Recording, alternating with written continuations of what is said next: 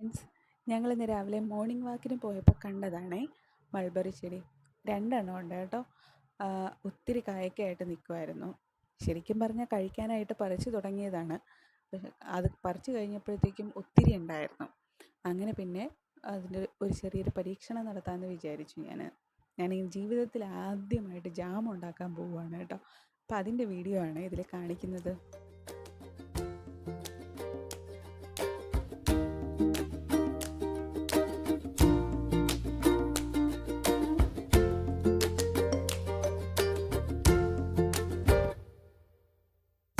ഉണ്ടാക്കാനായിട്ട് ആദ്യം നമുക്ക് തന്നെ ഇതിനെ എല്ലാത്തിനെയും ഒന്ന് വൃത്തിയാക്കിയെടുക്കാം. അതിൻ്റെ ഞെട്ടൊക്കെ കളഞ്ഞിട്ട് പതുക്കെ നമുക്ക് കഴുകി വൃത്തിയാക്കി എടുക്കാം. ഒരു 2-3 തവണ നല്ല വൃത്തിയായിട്ട് വെള്ളത്തിൽ ഒലച്ചങ്ങ് കഴുകി എടുത്ത് മാറ്റി വയ്ക്കാം നമുക്ക്.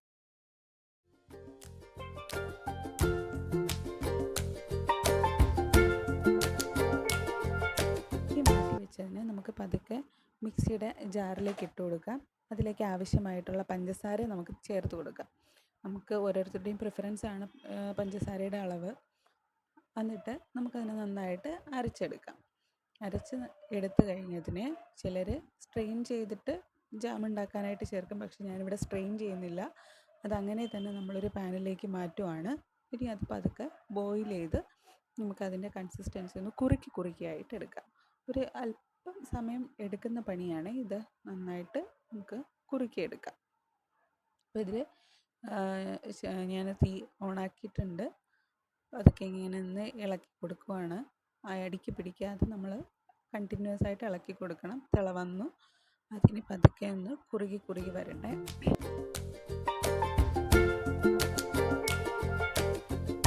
നമ്മുടെ ഈ മൾബറിയുടെ ഹെൽത്ത് ബെനിഫിറ്റ്സ് നോക്കുകയാണെങ്കിൽ അത്യാവശ്യം നല്ല ബെനിഫിറ്റ്സ് ഉള്ള ഒരു ഫ്രൂട്ടാണ്. അതിൽ ആൻറ്റി ഓക്സിഡൻസിൻ്റെ അളവ് ഒത്തിരിയുണ്ട്.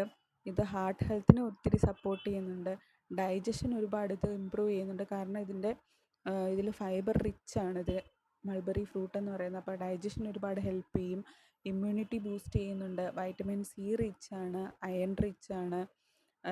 LDL കൊളസ്ട്രോൾ കുറയ്ക്കാനായിട്ട് ഇത് ഹെൽപ്പ് ചെയ്യുന്നുണ്ട്. അങ്ങനെ അത്യാവശ്യം നല്ല രീതിയിൽ ഹെൽത്ത് ബെനിഫിറ്റ്സ് ഉള്ള ഒരു ഫ്രൂട്ടാണ് നമ്മുടെ മൾബറി എന്ന് പറയുന്നത്. ഇപ്പോൾ ഇതിൽ കാണുന്നത് പോലെ നമ്മളൊന്ന് പാനിൽ ഇളക്കുമ്പോഴത്തേക്ക് ആ ഒരു ഗ്യാപ്പ് വരുന്ന ആ ഒരു ഇതിൽ വരുമ്പോഴത്തേക്ക് നമുക്ക് എന്ത് ചെയ്യാം, ഓഫ് ചെയ്യാം. അതിന് മുന്നേ ആയിട്ട് നമുക്ക് കുറച്ച് നാരങ്ങ കൂടെ ചേർത്ത് കൊടുക്കണം. എന്നിട്ട് നമുക്ക് ഓഫ് ചെയ്യാം. ഓഫ് ചെയ്ത് ഒന്ന് ചൂടാറി കഴിയുമ്പോഴത്തേക്ക് നമുക്കതിനെ ഒരു എയർ ടൈറ്റ് ആയിട്ടുള്ള ഒരു കണ്ടെയ്നറിലേക്ക് മാറ്റി വയ്ക്കാം. മാറ്റി അടച്ച് നമുക്ക് ഫ്രിഡ്ജിനകത്തോട്ട് വെച്ചിട്ട് നമുക്ക് ഉപയോഗിക്കാവുന്നതാണ്. എല്ലാവരും ഒന്ന് ട്രൈ ചെയ്ത് നോക്കണം കേട്ടോ.